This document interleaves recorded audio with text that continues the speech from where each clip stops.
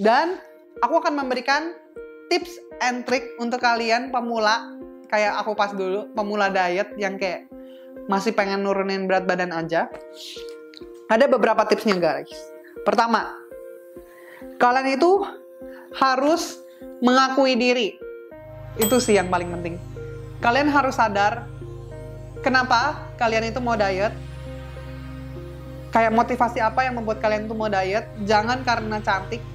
Ini aku benar-benar ngomong serius. Jangan karena cantik jadi kalian baru mau diet. Itu jangan banget. Kalau bisa kalian itu diet untuk sehat. Kalian tuh harus berdamai sama diri kalian sendiri. Berdasarkan dari pengalaman aku, dulu kenapa aku nggak pernah mau diet? Karena aku ngerasa pede dengan tubuhku. Dan aku udah merasa nyaman dengan tubuhku. Itu benar-benar cuma denialnya aku doang saat itu, merasa diriku pede dan lain-lain. Sebenarnya deep down aku juga ngerasa banyak sekali kekurangan, maksudnya banyak banget sesuatu yang nggak bisa aku raih karena fisik aku. Nah itu kalian harus sadari dan benar-benar menerima gitu loh. Kayak itu beneran terjadi karena fisik gua kurang. Jadi dengan kayak gitu kalian benar-benar baru bisa, oke, gua mau damai sama diri gua harus memperbaiki diri gua supaya gue lebih sehat, supaya gue lebih proper, dan supaya gue bisa mencapai mimpi-mimpi gue. Begitu. Kalau aku sih begitu saraninnya. Bener-bener kalian harus berdamai dulu dengan diri kalian. Terus next, kalian tuh harus perbanyak minum. Minum itu sangat penting banget guys. Minumnya air putih ya, bukan susu coklat. Perbanyak minum. Aku tuh dulu minum kan biasanya kalau orang 8 gelas kan sehari. Tapi tergantung tubuh kalian juga, kebutuhan airnya lagi tinggi atau enggak, dan lain-lain, aktivitas kalian tinggi atau enggak. Jadi kalau aku bisa sih semaksimal mungkin minum air yang banyak. Sebelum makan aku minum, bangun pagi, baru bangun tidur aku langsung minum. Terus sebelum tidur aku minum, jadi kayak bener-bener nggak membiarkan tubuhku ini kehausan atau dehidrasi. Kita harus keep our body hydrated, bukan dehydrated. Kita harus keep our body hydrated. Terus kurangi konsumsi gula dan juga minyak. Itu aja dulu. Manisnya dulu aja dikurangin, gorengannya dulu aja dikurangin, fatnya aja dulu dikurangin. Gak usah aneh-aneh. Sama kurangin porsinya. Kak, emang gak boleh makan gula? Emang gak boleh makan gorengan? Aku makan, tapi dengan syarat. Nggak banyak. Sekarang gini ya, kalau dipikir-pikir lagi, sebenarnya cake, gorengan, itu kebutuhan tubuh atau enggak sih? Enggak, cuman kebutuhan mulut doang. Jadi, kenapa kita harus makan banyak? Biasanya aku cuman makan 1 biji, gorengan, aku peres dulu tapi ya minyaknya di tisu, peres atau enggak aku air fryer, peres, aku makan aja itu 1, untuk memenuhi kebutuhan mulut aja. Karena sebenarnya perut ini nggak butuh gorengan itu, gorengan juga kayaknya nutrisinya nggak ada juga kan. Ya, jadi itu tipsnya lagi. Terus, kalau udah ngurangin makanan, jangan lupa olahraga. Olahraga harus rutin. Kenapa? Untuk keep our body itu metabolismenya seimbang. Jadi saat itu pas aku di Bali, aku olahraga, bela-belain kayak tempat kosanku ke tempat gym itu kayak harus naik mobil sekitar 20 menit sampai 30 menit. Tapi aku bela-belain, nggak apa-apa, yang penting aku olahraga. Dan aku tuh olahraga sekitar paling enggak minimal itu 1 minggu 3 kali olahraga. Nah itu minimal. Yang aku lakuin apa? Aku tuh cuma treadmill, karena aku di tempat gym aku treadmill doang. Dan itu aku nggak lari, cuman jalan selama 1 jam. Udah itu aja. Jadi yang penting kita keringetan dulu, karena aku tahu bobot kita besar. Automatically kaki kita sebenarnya nggak kuat untuk lari dan lain-lain. Nggak apa-apa, kita mulai dulu aja pelan-pelan. Yang penting kita beraktivitas olahraga untuk naikin metabolisme tubuh. Aku juga saranin, kenapa sih orang kalau nge-gym minum kopi dulu? Karena mereka butuh kafein untuk naikin heartbeat-nya. Naikin pumping heart-nya itu supaya tinggi, supaya pembakarannya tuh lebih tinggi juga. Karena aku nggak minum kopi, aku bisa saranin kalian untuk minum green tea. Karena green tea juga kafeinnya tinggi, guys. Dan itu bisa hampir setara sama kopi. Jadi, kalau nggak bisa, minum green tea. Terus, next. Yang ini juga biasanya sering dilalaikan orang-orang. Tidurnya harus cukup, guys. Tidur harus cukup. Karena kan kita harus jaga metabolisme tubuh kita seimbang. Iya kan? Nah, jadi tidur tuh harus cukup. Jangan sampai kalian ngalor ngidul tidur tengah malam, subuh-subuh. Ya buat apa?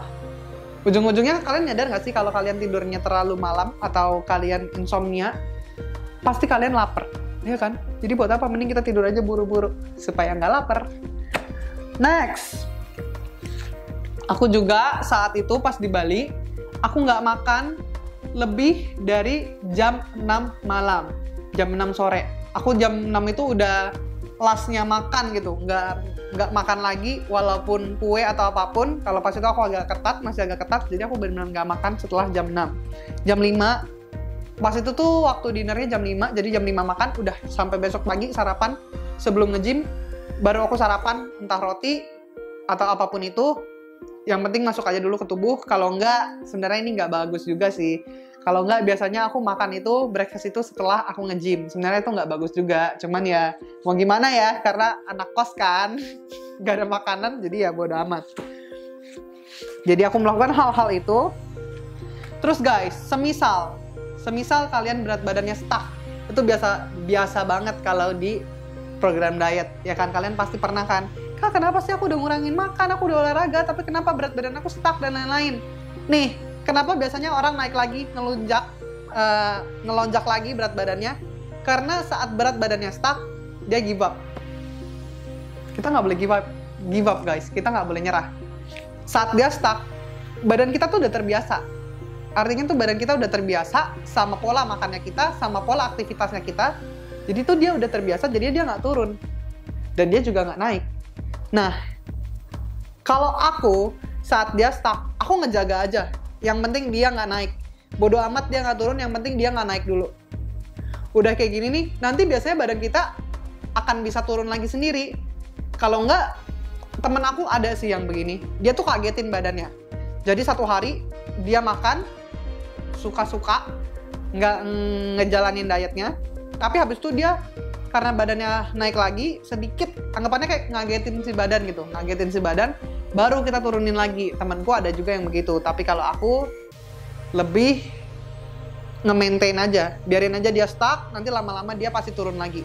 Aku pernah stuck kok di berat badan 95, aku pernah stuck di berat badan 86, aku stuck di berat badan 86 itu sekitar 3 bulanan, but it's okay, kan pelan-pelan, yang penting pasti, daripada udah stuck, kita give up, akhirnya naik lagi, nggak karuan, nggak ada gunanya, dan sayang banget kalian udah ngurangin berapa kilo itu, terus tiba-tiba naik dengan semudah itu. Iya nggak sih? Gitu. And the last, ini terakhir banget, kalau tips terakhir, kalau kalian memang pengen banget diet, jangan malas baca, jangan malas cari informasi. Jangan juga cari informasi yang abal-abal, gitu loh. Kalian harus benar-benar cari tahu dulu, ini tuh kenapa sih gue stuck berat badannya, kenapa sih gue harus menyeimbangkan metabolisme tubuh dan lain-lain. Itu tuh kalian harus baca guys, jangan ngasal aja gitu loh, jangan ngasal. Oh iya, ada juga yang sering nanya kayak, Kak, diet keto, diet mayo gitu-gitu. Jujur aku pernah ngelakuin diet itu, pernah banget aku ngelakuin diet mayo pakai catering dan lain-lain. Memang turun 7 kilo saat itu. Tapi setelah aku lepas dari catering itu, setelah aku lepas diet mayo, aku langsung naik lebih dari 7 kilo. Why? Karena tubuh kita cuma dikurangin garamnya.